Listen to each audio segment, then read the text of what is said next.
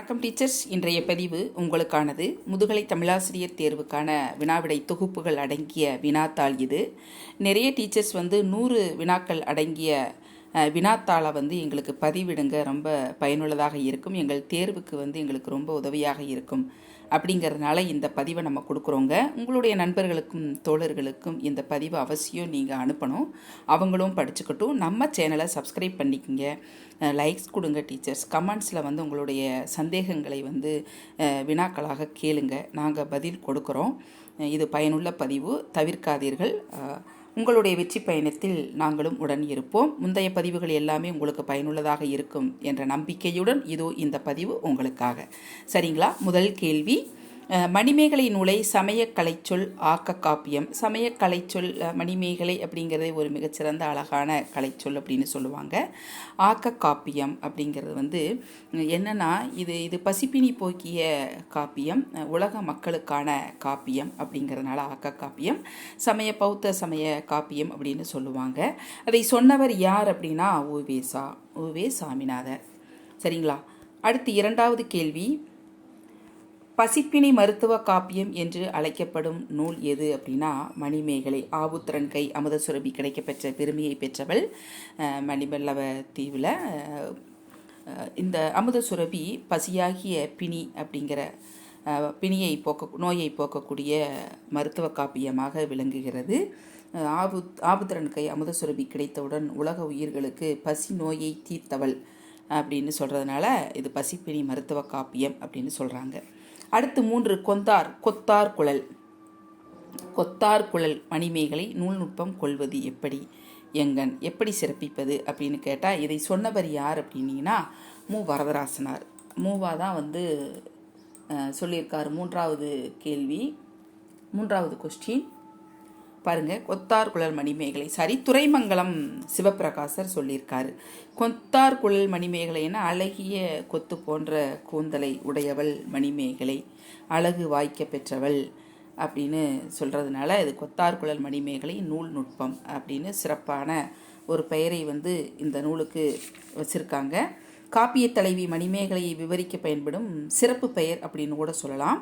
அடுத்து பார்த்திங்கன்னா, திருவள்ளுவரை பொய்யில் புலவன் எனவும் திருக்குறளை பொருளுரை எனவும் முதல் காப்பியத்தில் வைத்து போற்றும் முதல் பணுவல் மணிமேகலை அப்படின்னு சொல்லியிருக்காங்க. யார் சொன்னது அப்படின்னா நான்காவது கேள்வி விமலானந்தம், விமலானந்தம் சொல்லியிருக்கார். பணுவல் அப்படின்னா மிகச்சிறப்பான பெயர்னு சொல்லுவோம், புத்தகம் அல்லது நூலுக்கு வழங்கக்கூடிய பெயருன்னு சொல்லுவோம். இது தொன்தமிழ் வழக்கில், தொன்மையான தமிழ் வழக்கில் பாயிரம் அல்லது பணவல் அப்படின்னு சொல்லுவோம். இது நிறைய செய்திகளை விளக்கம் தரும் நூல்கள் அப்படின்னு சொல்லுவாங்க. ஆக்க காப்பியம் அதாவது இது மிகச்சிறந்த காப்பியங்களையெல்லாம் என்னன்னு சொல்லுவாங்கன்னா விரிவாக விளக்கம் தரும் காப்பியங்களையெல்லாம் பணுவல் அப்படின்னு கூட சொல்லலாம். அடுத்து பாருங்க, 5, பல்வேறு உணர்ச்சிகளை வேறு ஓசைகளால் சிலப்பதிகாரம் போல் புலப்படுத்தாமல் நூல் முழுவதும் ஒரே ஓசையுள்ள அகவல் ஓசையை பெற்றது இந்த பாடல் அப்படின்னு சொல்கிறாங்க. அகவல் ஓசையை பெற்றது. 5வது கேள்வி, அகவல் ஓசை அப்படின்னாலே ஆசிரியப்பா வகையை சார்ந்தது. வரதராசனார் சொல்கிறாரு. வரதராசனார் அகவற்பா அப்படிங்கிறது ஆசிரியப்பா அப்படிங்கிற ஒரு செய்யுள் வகையை குறிக்கும் ஒரு பெயர்னு சொல்லுவாங்க. இது ஆசிரியப்பாவிற்குரியதுன்னு சொல்லுவாங்க. அதாவது செய்யுள் மிக எளிமையாக, அகவல் அப்படின்னாலே அலைக்கை எழுப்புதல் அப்படிங்கிற பொருளில் சொல்லுவோம். தான் கருதியதை அப்படியே பொருள் புரியும்படி சொல்வது. இது ஆசிரியப்பா போல 4 சீர்களை பெற்று வரும்னு சொல்லுவாங்க இல்லைங்களா. சிலப்பதிகாரம், மணிமேகலை, சங்க இலக்கிய நூல்கள்லாம் பெரும்பாலும் அகவல் ஓசை பெற்று தான் வரக்கூடிய பாடல்களை இயற்றியிருக்காங்க புலவர்கள் எல்லாமே. அதாவது ஒரே காரணம் நம்ம சொல்லலாம், அகவல் ஓசை ஏன் அப்படின்னு சொல்கிறோன்னா, ஒருவர் பேசுதல் போன்ற சொற்பொழிவாற்றுவது போன்ற எளிமையான ஓசையை எளிமையாக பொருளை கொடுக்கக்கூடிய, கட்டுக்கோப்பு குறைவாக இருந்தாலுமே அது கவிதை மாதிரி எளிமையாக புரிய வைக்கும் பொருளை கொண்டது அப்படின்னு சொல்லுவாங்க இந்த பாவகை. அதனால தான் அகவல் ஓசையில் எழுதியிருக்காங்க இந்த பாடலை. சொல்கிறவர் வரதராசனார். அடுத்து 6வது கேள்வி, நாலந்தா பல்கலைக்கழக தலைவர்களான தின்னாகரம் தர்மபாலரும் கண்ட தருக்க நெறியின் மொழிபெயர்ப்புகள் மணிமேகலையின் இடைச்செருகள் என்று கூறியவர் யார் அப்படின்னா தோப்போ மீனாட்சி சுந்தரனார் கூறுகிறார். அடுத்து மாதவி பெற்ற மணிமேகலை நம்மை வாழ்விப்பதே, அறம்பொருள் இன்பம் வீடு பேறு அத்தனையுமே உரைப்பது இந்த கதை மணிமேகலை. அப்படிங்கிறதுனால மாதவி பெற்ற மணிமேகலை நம்மை வாழ்விப்பதே என்று கூறியவர் அம்பிகாவதி கோவையில் சொல்லப்பட்டிருக்கிறது. இந்த நூலில் பெருமையாக சொல்லப்பட்டிருக்கிறது. அடுத்து பசியும் பிணியும் பகையும் நீங்கி வசியும் வளனும் சுரக்கென வாழ்த்தி அப்படின்னு சொல்லுவாங்க. பசிப்பிணி போக்கிய இந்த நூல் பசியும் பிணியும் பகையும் நீங்கி வசியும் வளனும் அப்படின்னு சொன்னாலே வளமை, வறுமை நீங்கி வளமையை கொடுக்கக்கூடியது அப்படின்னு சொல்லுவாங்க. இது ஒரு தமிழ் வாழ்த்து பாடல்னு கூட சொல்லலாம்.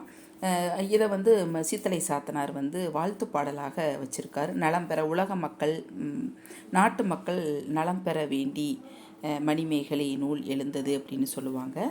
இதுதான் 8வது கேள்விக்கு விடை என்ன அப்படின்னா மணிமேகலை நூல் தான். அடுத்து காணார் கேளார் கால்முடம் பட்டோர் பேணுணர் இல்லோர் பிணி நடுக்கு உற்றோர் யாவரும் வருக இசைத்து உடன் ஊட்டி என்று கூறும் நூல் அதுவும் மணிமேகலை தான். காணார் கண் தெரியாதவர்கள், காது கேளாதவர்கள், கால் முடம்பட்டவர்கள், நடுக்கமுற்றோர்கள், பசியால் நோயுற்றவர்கள், பிணி உற்றவர்கள் இவர்களுக்கெல்லாம் உணவு படைப்பேன் என்று கூறும் நூல் மணிமேகலை. அடுத்து பசி என்னும் பாவி புரியும் தீமைகளை வரிசைப்படுத்தும் நூல். பசி என்னும் பாவினாலே மணிமேகலை தானே. பசியை பாவியாக உருவகப்படுத்தியிருக்காங்க. அடுத்து பார்த்தீங்கன்னா 11 விழிப்பு அறை போகாது மெய்புறத்திடும் பழிக்கரை மண்டபம் அப்படின்னு சொல்லுவாங்க இல்லைங்களா. இது உதயகுமரனை தவிர்த்து ஒளிந்து கொள்வதற்கான மலர்மணம் புக்க காதையில் சொல்லப்பட்ட இந்த வரிகள், கூறப்பட்ட இந்த வரிகள் மணிமேகலையில் இடம்பெற்றது. அடுத்து சிலப்பதிகாரமும் மணிமேகலையும் இரட்டை காப்பியங்கள் என சிறப்பிக்க பெறும் காரணங்களில் தவறானவற்றை தேர்க அப்படின்னு கொடுத்துருக்காங்க. மிக அருமையான கேள்வி. இது எப்படின்னா, இதில் பார்த்தீங்கன்னா 2 நூல்களிலுமே இந்திர விழா சிறப்பிக்கப்படுகிறது. இது கரெக்ட். ஊழ்வினை கொள்கை 2 காப்பியங்களிலும் வேரோடி உள்ளது. கண்டிப்பாக ஊழ்வினை ஒருத்து ஓற்றும் அது இருக்குது. 2மே ஆசிரியப்பா யாப்பு கொண்டுள்ளன அப்படின்னு சொல்லுவாங்க. இதில் தவறானது எது அப்படின்னா 2 காப்பியங்களிலும் கடவுள் வாழ்த்து என தனித்தனியாக உள்ளன அப்படிங்கிறதா தவறான கருத்து. சரிங்களா. அடுத்து ஆதிரை மருதி விசாகை கதைகளை அவர்களே கூறும் தன்னவிச்சி பாங்கு அமைந்துள்ள நூல் எது அப்படின்னா மணிமேகலை. 13வது கேள்வி. ஏன் ஆதிரை மருதி இதெல்லாம் தெரியுங்களா. ஆதிரை உணவிட்டது. மருதி அப்படின்னு சொன்னால் இது சங்க இலக்கியத்தில் ஒரு பெண் மருதி அப்படிங்கிற ஒரு பெண் மிகச்சிறந்த பெண்மணியாக வாழ்ந்தவள் அப்படின்னு சொல்லுவாங்க. இது மருதி அப்படின்னு சொல்லுவாங்க. சங்க காலத்தில் சிறந்த பெண்மணிகள் ஒருத்தி அப்படின்னு சொல்லுவாங்க. அதே மாதிரி விசாகை அப்படிங்கிற வணிகர் குல பெண், தர்மத்தை ஏற்று வாழ்ந்தவள் அப்படின்னு சொல்லுவாங்க. இவர்களுடைய கதை போல தாங்களே கூறுவது போல வருவதனால இது மணிமேகலை நூலில் தான் இது சிறப்பாக வைக்கப்பட்டுள்ளது. அடுத்து சீவகன் கேவல ஞானம் பெற்று வீடு பேற்றை காதலித்தது என்ன அப்படின்னா 14வது கேள்வி முக்தி கலம்பகம். அடுத்து கேமசரியார் இளம்பகத்தில் காட்டப்பெறும் சீவகனை பற்றிய செய்தி என்ன அப்படின்னா சீவகன் கேசமரி பாருங்கள் ஸ்பெல்லிங் மிஸ்டேக் கண்டு காதல் கொண்டு மணந்தது. கட்டியங்காரனை வென்று மண்ணாகிய மகளை மணந்தது. மத யானையை அடக்கி சீவகன் குணமாலையை மணந்தது. 15வது கேள்வி சீவகன் கேசவரியை கண்டு காதல் கொண்டு மணந்தது. அடுத்து 16வது கொஸ்டின். திருத்தக்க தேவர் எத்தனை நாட்களில் சீவக சிந்தாமணியை பாடி முடித்தார் அப்படின்னா 8 நாட்களில் பாடி முடித்தார். ரொம்ப அற்புதமான கேள்வி. தமது பாடல்கள் பலவற்றை சீவக சிந்தாமணியில் இடைச்செருகளாக சேர்த்து விட்டார் என்று நச்சினார்க்கினியர் தமது உரையில் எந்த புலவரை குறிப்பிடுகிறார் அப்படின்னா கொஞ்சம் ஸ்பெல்லிங் மிஸ்டேக் இருக்குது. கண்டி. அடுத்து பற்றா மக்கள் தம்முடன் ஆயினும் சேற்றமும் கலாமும் செய்து அகலுமின் என்ற அறிவுரை கூறும் நூல். பகைவரே ஆயினும் அவர்களுடன் பகையும் கலகமும் கொள்ளாது விலகி நிற்க வேண்டும் அப்படின்னு சொல்கிற நூல் மணிமேகலை. மிகச்சிறந்த அற கருத்துக்களை சொல்வது. பொய்யாற்று ஒழுக்கும் பொருள் எனக் கொண்டோர் ஐகையாற்று அவலம் கடந்ததும் ஒன்றோ என்று அறவுரை கூறும் நூல் எது அப்படின்னா அதுவும் மணிமேகலை தான். அரங்கேற்ற காதையில் மாதவி ஆடிய நடனங்கள் மொத்தம் எத்தனை அப்படின்னா 11 கூத்து ஆடுவா. அடுத்து சிலப்பதிகாரம் அரங்கேற்ற காதையில் இடம்பெறும் மேலே இருந்து கீழே இறங்கி வரும் எழினி வகைகளில் வரும் இவ்வெழினியை எவ்வாறு அழைப்பார்கள் அப்படின்னா கறந்து வரல் எழினி. இப்போ கூட +2ல் தமிழ் கொஷினில் இந்த கொஷின் கேட்டிருக்காங்க. ஒரு மதிப்பெண் வினாக்களில் கேட்டிருக்காங்க. சிலப்பதிகாரத்தில் இடம்பெறும் சதகர்ணிகள் என்போர் யார் அப்படின்னா, சிலப்பதிகாரத்தில் இடம்பெறும் மகத நாற்று நூற்றுவர் கண்ணர் அப்படின்னு சொல்லுவாங்க. அதைத்தான் என்ன சொல்லுவாங்கன்னா சதகர்ணிகள் என்போர்கள். கண்ணகி பாண்டிய மன்னனிடம் வழக்குரைத்தனால் ஆடி மாதம் வெள்ளிக்கிழமை. எனவே பெண்கள் ஆடி வெள்ளியை கொண்டாடுவதாக கூறியவர், ஒரு கருத்தை சொன்னவர் மு வரதராசனார். அடுத்து பார்த்தீங்கன்னா, சிலப்பதிகாரத்தை குடிமக்கள் காப்பியம் என்றவர் யார் அப்படின்னா போ மீனாட்சி சுந்தரனார். சிலப்பதிகாரத்தில் குன்றக்குறைவை நடைபெற்ற இது குறிஞ்சி நிலம். அடுத்து சிலப்பதிகாரத்தில் ஆட்சியர் குறவை நடைபெற்ற நிலப்பகுதி, ஆய்ச்சியர் குறவை நடைபெற்ற நிலப்பகுதி மருத நிலப்பகுதி, முல்லை நிலப்பகுதி. அடுத்து சிலப்பதிகார காலம் கிபி 8ஆம் நூற்றாண்டு என்றவர்கள் யார் அப்படின்னா 27வது கொஸ்டின் வையாபுரி பிள்ளை. அடுத்து 27வது கேள்விக்கு வையாபுரி பிள்ளை. 28க்கு காப்பியங்களை தமிழன்னையின் ஆபரணங்களாக காட்டியவர் சுத்தானந்த பாரதியார். இதெல்லாம் ரொம்ப முக்கியமான கொஸ்டின், ப்ரீவியஸ் கொஸ்டினில் கேட்டிருக்குதுங்க. மணிமேகலையை சமய கலைச்சொல் காப்பியம் என்றவர் 29வது கேள்வி ஓவேசா. அப்படியே நான் வாசித்து விட்டு வரேன், நீங்கள் படிச்சுக்கோங்க. மணிமேகலை மலர் பறிக்க சென்ற வனத்தின் பெயர் என்ன அப்படின்னா உவவனம்னு சொல்லுவாங்க இல்லைங்களா. 31வது கேள்வி உவவனம். அடுத்து உதயகுமரனை கொன்ற காயசெண்டிகையின் கணவன் பெயர் என்ன அப்படின்னா விஞ்சயன். மாதவியின் 2வது கடிதத்தை கோவலனுக்கு கொண்டு சென்றவர் யார் அப்படின்னா கௌசிகாமணி. மாதவியிடம் சென்ற கோவலன் எத்தனை வருடங்கள் கழித்து கண்ணகியிடம் திரும்பி வந்தான்? 34வது கேள்வி 12 ஆண்டுகள் கழித்து திரும்பி வந்தாள். அடுத்து 35வது கேள்வி, சிலப்பதிகாரம் காட்டும் வைதீக நெறியினர் யார் அப்படின்னா மாடல மறையோன் அப்படின்னு சொல்லுவாங்க. அடுத்து 36வது கேள்வி, ஆடவர் பெயரும் பீடு மெழுதி அதர்தோறும் பீலி சூட்டிய பிறங்கு நிலை நடுகள். அதாவது சிலப்பதிகாரத்தை சிறப்பித்து கூறும் நூல் என்னன்னா சிலம்பிலும் நடுக்கள் இருந்தது என்பதை கூறும் நூல் 36வது கேள்வி அகநானூறு சிறப்பித்து சொல்லுது. குன்றக்குறவி நீங்களாக 6 காதைகள் காட்சி கல்கோள் நீர்ப்படை நடுக்கல் வாழ்த்து வரந்தருதல் போன்றது எந்த காண்டங்களில் இடம்பெற்றுள்ளன? 37வது கேள்வி வஞ்சிக்காண்டத்தில் இடம்பெற்றுள்ளன. அடுத்து நாடுகான் காதை எண்ணில அமைப்பு சுட்டிக்காட்டப்பெற்றுள்ளது. 38வது கேள்வி மருதத்திணை. நீலகேசி நூலை பதிப்பித்தவர் யார் அப்படின்னா சக்கரவர்த்தி நயினார். காணல் வரியில் எண்ணில அமைப்பு சுட்டிக்காட்டப்பெற்றுள்ளது. 40வது கேள்வி நெய்தல் நிலம். ஒவ்வொன்றுக்கும் விளக்கம் சொன்னால் ரொம்ப லேட்டாகிடும், லென்த்தியாக போயிடும் வீடியோ. அதனால தான் நான் உங்களுக்கு விடை மட்டும் சொல்லிட்டு வரேங்க. வேட்டுவ வரியில் எண்ணில அமைப்பு சுட்டிக்காட்டப்பெற்றுள்ளது அப்படின்னா பாலைத்திணை. ஒவ்வொரு திணைக்கும் ஒவ்வொரு நில அமைப்பு, எந்த திணைக்கு எந்த நில அமைப்பு சுட்டி காட்டப்பட்டுள்ளதெல்லாம் கேட்பாங்க. 42வது கேள்வி, மாதவி ஆடிய 11 வகை ஆடல்களையும் எக்காதையில் குறிப்பிடப்பட்டுள்ளன அப்படின்னா கடலாடு காதையில் குறிப்பிடப்பட்டுள்ளன. 43 தெய்வம் முருகன் ஆடிய ஆடலான அவுணர்கள் தோற்றோடிய வெற்றியில் ஆடிய ஆட்டத்தை மாதவி ஆடினால் அக்கூத்தின் பெயர் என்ன அப்படின்னா குடைக்கூத்து. மாயோன் அவுணர்களை அழிப்பதற்காக ஆடிய ஆட்டத்தை மாதவி ஆடினாள், அக்கூத்தின் பெயர் என்ன அப்படின்னா மரக்கால். உமையால் முப்புறம் எரித்த போது உமையம்மை கைகொட்டி ஆடிய ஆட்டத்தை மாதவி ஆடினாள், அக்கூத்தின் பெயர் என்ன அப்படின்னா கொடுகொட்டி. சிவன் முப்புறங்களை எரித்து பிரம்மன் காண ஆடியதை மாதவி ஆடினாள், அக்கூத்தின் பெயர் என்ன அப்படின்னா பாண்டரங்கம். அடுத்து திருமகள் அவுணர்களை அழிப்பதற்காக ஆடிய ஆட்டத்தை மாதவி ஆடினாள், அக்கூத்தின் பெயர் என்ன அப்படின்னா ஒவ்வொரு கூத்துக்கும் பெயர் படிச்சுக்கோங்க, ரொம்ப முக்கியம். இதெல்லாம் கொஷினில் கம்பல்சரி கொஷின் மாதிரிங்க இதெல்லாம். 48வது கேள்வி, முருகன் கடலில் மாமர வடிவில் ஒளிந்து இருந்த சூரனை அழிக்க ஆடிய ஆடலை மாதவி ஆடினாள், அக்கூத்தின் பெயர் என்ன அப்படின்னு சொன்ன துடி. 49 கண்ணன் யானை வடிவில் இருந்த ஹம்சனை அழிக்க ஆடிய ஆடலை மாதவி ஆடினாள், அக்கூத்தின் பெயர் என்ன அப்படின்னா அல்லியம். கண்ணன் தன் பேரன் அனிருத்தரை மீட்க ஆடிய ஆடலை மாதவி ஆடினாள், அக்கூத்தின் பெயர் என்ன அப்படின்னா குடக்கூத்து. 51வது கேள்வி, காமன் ஆடிய ஆடலை கண்ணகி ஆடினாள், அக்கூத்தின் பெயர் என்ன அப்படின்னா பேடி. 52வது கேள்வி, இந்திராணிய அனிருத்தனை மீட்க ஆடிய கூத்தின் பெயர் என்ன அப்படின்னா 52வது கேள்வி காஞ்சி. 52 கடயம். 53 மணிமேகலை பௌத்திரம் அருகன பாவி நோற்ற ஊர் எது அப்படின்னா காஞ்சி. சீவகன் பாம்பு நஞ்சை நீக்கி மனம் செய்தது யாரை அப்படின்னா பதுமை.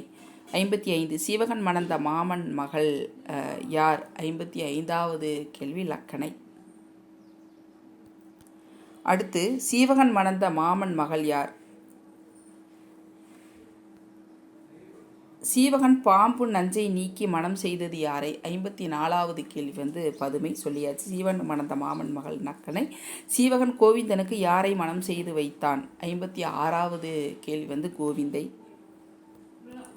அடுத்து சீவகன் யாழிசையில் வென்று மனம் செய்தது யாரை? காந்தர்வதத்தை. 58வது கேள்வி சீவகன் கதையை தழுவி இயற்றப்பட்ட வடமொழி நூல் எது? சரியானவற்றை தேர்க. 58 அனைத்துமே சரி. பாருங்க, சந்திர சூடாமணி, ஸ்ரீபுராணம், கத்திய சிந்தாமணி அனைத்தும் சரி. சீவகன் யாரிடம் கல்வி பயின்றான்? 59வது கேள்வி அச்சனந்தி முனிவரிடம். அடுத்து சிந்தாமணியில் ஒரு அகப்பையை முகந்து கொண்டேன் என்றவர் 60வது கேள்வி என்று சொன்னவர் கம்பர். 61வது கேள்வி தமிழ் மொழிக்கு இழியட்டும் இதுவே ஒடிசியும் இதுவே என புகழ்ந்தவர் யாரு அப்படின்னா 61வது கேள்வி ஜியோ போப். 62 சிசு செல்லப்பனாருக்கு சிலம்பொலி என்னும் சிறப்பு பெயரை வழங்கியவர் யார் அப்படின்னு ராபி சேதுப்பிள்ளை. 63வது கேள்வி திருத்தக்க தேவர் குறித்து கல்வெட்டு காணப்படும் இடம்? 63வது கேள்வி மைசூர் அருகில் சிரவண பெலகோலா கல்வெட்டு தான். 64 சீவக சிந்தாமணி மூலமும் நச்சினார்க்கினி உரையும் முதலாக டாக்டர் உவேசா அவர்களால் எந்த ஆண்டு பதிப்பிக்கப்பட்டது? 1887. முக்கியமான கொஸ்டின்ஸ் இதெல்லாமே பொறுமையாக படித்து பாருங்கள், நீட்டாக படித்து பரீட்சை எழுதுங்க, கண்டிப்பாக வெற்றி நிச்சயம். எங்களுடைய வினாக்கள் உங்களுக்கு ரொம்ப பயனுள்ளதாக இருக்குங்க. 65வது கேள்வி இந்திர விளவூர் எடுத்த காதையில் குறிப்பிடப்பட்டுள்ள களவு ஒழிக்கும் மன்றம் எது அப்படின்னா 65 வெள்ளிடை மன்றம் தான். எக்காதை கோவலன் மாதவி பிரிவிற்கு காரணமாயிற்று? காணல் வரி. 67வது கேள்வி பாலைநில மக்களின் வாழ்வியல் காணலாகும் சிலப்பதிகார காதை எது அப்படின்னா வேட்டுவ வரி. 68வது கேள்வி சீவகன் யாழ் போட்டியின் மூலம் யாரை வென்றான்? 68வது கேள்வி காந்தர்வதத்தை. நாட்டுப்புற பாக்கட்கு முதலில் இலக்கிய வடிவம் தந்தவர் யார்? 69வது கேள்வி பாருங்க, பிஜிடிஆர்பி கொஸ்டின் 2002 2003 கேட்டது. 69க்கு ஆப்ஷன்ஸ் கொடுக்கல, இதை நான் பார்த்துட்டு உங்களுக்கு கொடுக்குறேங்க. நாட்டுப்புற பாக்கெட் முதலில் இலக்கிய வடிவம் தந்தர் இளங்கோவடிகள், அது உங்களுக்கு கொடுக்குறேன். சிலப்பதிகாரம் காட்டும் கொடியவன் யார்? 70வது கேள்வி பொற்கொள்ளன் அதுதான். அடுத்து நாட்டுப்புற பாக்கெட்டுக்கு முதலில் இலக்கிய வடிவம் தந்தவர் இங்கே கொடுத்துருக்காங்க. 71வது கொஸ்டின் இளங்கோ தான், அது அந்த கொஸ்டின் இங்கே வந்திருக்கு. 77 பாக்கள் ஏதும் கிடைக்கப்பெறாமல் பெயர் மட்டுமே அறியப்படுகின்ற சிறிய காப்பியம் எது அப்படின்னா நாககுமார காப்பியம். இது 2022லையும் 3லையும் கொடுத்த கொஸ்டின். கும்மியை கொம்மை என குறிப்பிட்ட இலக்கியம் எது? 73வது கேள்வி சீவக சிந்தாமணி. பாருங்க, கொஸ்டின் 2002 2003. இவற்றில் சங்கம் அருவிய கால நூல் எது? 74வது கேள்வி திருக்குறள். குழுமி ஆடுதலை குறவை என்ற பெயரால் சுட்டும் நூல் எது? 75வது கேள்வி சிலப்பதிகாரம். புண்ணியத்துறை உரித்த காமன் கோயிலை தொழுதால் பிரிந்த கணவன் மீள்வான், இருமையிலும் இன்பம் உண்டு. இந்த இருமையிலும் இம்மை மறுமை ரெண்டிலையுமே இன்பம் உண்டு. யாருடைய கூற்று அப்படின்னா தேவந்தியினுடைய கூற்று. இதுவே ஆயிர் கெடுக தந்திரம் என்று கூறியவள் யார் அப்படின்னா மணிமேகலை. திருத்தக்க தேவரை தமிழ் கவிஞர்களின் அரசன். இது ஏற்கனவே ப்ரீவியஸ் கொஸ்டின் கேட்டுட்டாங்க. 78வது கேள்வி வீரமாமுனிவர் சொல்லியிருக்காரு. அடுத்து சீவக சிந்தாமணி செந்தமிழ் காப்பியங்களில் சிறந்தது மட்டுமன்று உலகமகா காவியங்களில் ஒன்று என்று பாராட்டியவர் ஜியோ போப். ரொம்ப முக்கியமான கொஸ்டின்ஸ் இதெல்லாம். ப்ரீவியஸ் கொஸ்டின்லாம் உங்களுக்கு கொடுத்துருக்கோம். 80வது கேள்வி காப்பியங்களில் நாட்டு வளம் நகர்வளம் பாடுவதில் புதிய மரபை ஏற்படுத்தி கொடுத்த காப்பியம் எது அப்படின்னா சீவக சிந்தாமணி தான். அடுத்த கேள்வி ஐம்பெருங்காப்பியங்களில் விருத்தப்பாக்களால் இயற்றப்பட்ட முதல் காப்பியம் சீவக சிந்தாமணி. விருத்தப்பாக்களால் இயற்றப்பட்ட முதல் காப்பியம். சரியாக வரிசைப்படுத்துக. 82 சரியாக நீங்கள் படித்து பார்த்துட்டு திருமணம் செய்தது பாருங்கள். காந்தர்வதத்தை சீவகன் திருமணம் செய்தது. காந்தர்வதத்தை, அப்புறம் குணமாலை, பதுமை, கேமசரி, கனகமாலை, விமலை, கரசுரமஞ்சரி, லக்கணை.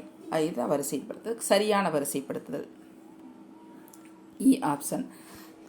கருங்கண் துன்பநீர் பெருக்கி இடக்கண் துடித்தது என்று சொல்பவள் கண்ணகி. கோவலன் சிலம்பை கொண்டுகிட்டு மதுரை போனதுக்கு பின்னாடி. 84வது கேள்வி, புரட்சி செங்கன் இன்பநீர் உகுத்து வளம் துடித்தது. 84வது கேள்வி மாதவி சொல்றா. அடுத்து, மன்றமும் திரிந்து மருங்கு திரும்பியவன் கோவலன் என்று இளங்கோவடிகள் வருத்தம் உரைக்கும் காதை எது? ஊர்கான் காதை. அடுத்து, வளையாபதியில் மொத்தம் எத்தனை பாடல்கள் கிடைத்துள்ளன? 72 பாடல்கள் கிடைத்துள்ளன. அடுத்து பார்த்தீங்கன்னா 87வது கேள்வி, கவியழகு வேண்டி வளையாபதியை நினைத்தவர் இவர் என்று தக்கையாக பரணி உரையாசிரியர் குறிப்பிடுவது யாரை? 87வது கேள்வி ஒட்டக்கூத்தரை குறிப்பிடுறாரு. சரிங்களா? 88வது கேள்வி, நவகோடி நாராயணன் பாத்திரப்படைப்பு என் நூலில் இடம்பெற்றுள்ளது? 88 வளையாபதி நூலில். இந்த பாத்திரப்படைப்பு எந்த நூலில், இந்த பாத்திரப்படைப்பு கதாபாத்திரங்கள் படைப்பு எந்த நூலில் பெயர் சொல்லி கேட்பாங்க. அதெல்லாம் ரொம்ப தெளிவாக படிச்சுக்கோங்க. ஒவ்வொரு ஐம்பெருங்காப்பியங்களாகட்டும் ஐஞ்சிருங்காப்பியங்களாகட்டும் ஒவ்வொரு நூலுக்குரிய கதாபாத்திரங்கள் பெயர் எழுதி வச்சுக்கோங்க. அது ரொம்ப சிறப்பு. 89வது கேள்வி, வடமொழி வைசியா புராணத்தின் எந்த அத்தியாயத்தில் வளையாபதியின் கதை காணப்படுகின்றது? 29வது கேள்வி 35வது அத்தியாயத்தில். அடுத்து, இலக்கிய உரையாசிரியர்களால் மிகவும் போற்றப்பட்ட நூல் எது? 90வது கேள்வி வளையாபதி. ரொம்ப முக்கியமான கொஸ்டின் இது. தமிழ் இலக்கியத்தின் ஐம்பெருங்காப்பியங்கள் என்ற தொடரை முதலில் கையாண்டவர் யாருன்னு பாருங்க. 91வது கேள்வி மயிலை சீனிவாசர். இது 12th ஒரு பாடமாக இருக்குது உங்களுக்கு. இப்போ இயல் 1 வச்சுட்டாங்க, அதை மாற்றப்பட்ட சிலபஸில். அடுத்து, தமிழ் இலக்கியத்தில் 92 தற்கொள்ளியை முற்கொள் என்ற வரிகள் இடம்பெற்ற நூல். 92வது கேள்வி, உன்னை கொல்ல வந்தவளை நீ கொன்று விடு அப்படிங்கிறது குண்டலகேசி. தற்கொள்ளியை முற்கொள். 93 அறிவு அரையோகிய பொரியரு நெஞ்சத்தான் யார்? 93வது கேள்வி பாண்டிய மன்னன். அடுத்து, ரொம்ப வேதனையோடு குற்றம் செய்து விட்டோமே, இவ்வளவு இருந்தும் அறிவு இருந்தும் அரையோகிய பொரியரு நெஞ்சத்தான் பாண்டியன். அடுத்து 94வது கேள்வி பலியோடு படரா பஞ்சவ வாலி. 94வது கேள்வி யார் சொல்றா சிறப்பித்து பாண்டிய மன்னனை அப்படின்னா வாயிலோன். மணிமேகலையின் முற்பிறப்பு பெயர் என்ன? 95வது கேள்வி லக்குமி. இனி நடக்கப்போவதை மணிமேகலைக்கு கூறியது யார் அப்படின்னா கந்திர்பாவை. 97 கண்ணகி தான் கண்ட கனவை யாரிடம் கூறுகிறாள்? தேவந்தியிடம் கூறுகிறாள். தீ நிமித்தமாக கண்ட கனவு. இன்றமில் இயற்கை இன்பம் என்று அழைக்கப்படும் நூல் எது? 98 சீவக சிந்தாமணி. இதெல்லாம் கொஸ்டின் கேட்டுட்டாங்க. 99 இதில் ஊவேசா பதிப்பிக்காத நூல் எது? கீழ்கண்டவற்றுள் சூளாமணி. அடுத்து, சிலப்பதிகாரத்தில் நாடகமுரண் என்ற உத்திநயம் பொருந்த வந்துள்ள தொடரை தேர்க. காதலர் பிரியாமல் கவுகக்கை நீங்கிலாமல் தீதிர் வாழ்க தீதின்றி வாழ வேண்டும் அப்படிங்கிறது தான் சிலப்பதிகாரத்தில் நாடகமுரண் என்ற உத்திநயம் பொருந்த வந்துள்ள தொடர் இது. 100 வினாக்களுக்கான விடை குறிப்புகளோடு உங்களுக்கு கொடுத்தாச்சு. நீங்கள் கேட்டுக்கொண்டதற்கு இணங்க நம்ம சேனலை சப்ஸ்கிரைப் பண்ணிக்கோங்க. இனி அடுத்தடுத்து பதிவுகள் தேர்வு நோக்கில் பதிவிடப்படும். டெஸ்ட் பேட்சில் சேர்ந்து பயன்பெற நினைப்பவர்கள் எங்களை காண்டாக்ட் பண்ணலாங்க. வாட்ஸ்அப் நம்பர் மூலமாக உங்களுக்கு மிகச்சிறப்பான வினாவிடை குறிப்புகள் அடங்கிய தொகுப்பு நூல்கள் உங்களுக்கு வழங்கப்படும். காண்டாக்ட் பண்ணுங்கள், சப்ஸ்கிரைப் பண்ணுங்கள். நன்றி மாணவர்களே, நன்றி.